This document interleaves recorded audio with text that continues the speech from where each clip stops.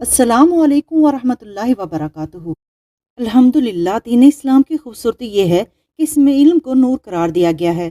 آج ہم ایک بابرکت واقعہ سنیں گے جہاں رسول اللہ صلی اللہ علیہ وسلم نے حضرت ابو ہریرہ رضی اللہ عنہ کو ایسا علم عطا فرمایا کہ وہ پھر کبھی کچھ نہ بولے۔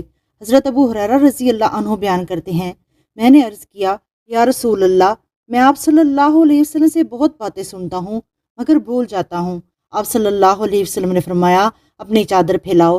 میں نے اپنی چادر پھیلائی۔ آپ صلی اللہ علیہ وسلم نے اپنے دونوں ہاتھوں کی چلو بنائی اور میری چادر میں ڈال دی۔ فرمایا کہ چادر کو لپیٹ لو۔ میں نے چادر کو اپنے بدن پر لپیٹ لیا، پھر اس کے بعد میں کوئی چیز نہیں بولا۔ صحیح بخاری حدیث نمبر 119۔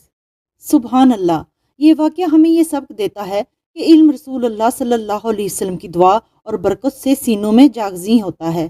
اگر آپ کو یہ حدیث پسند آئی تو اسے دوسروں تک ضرور پہنچائیں۔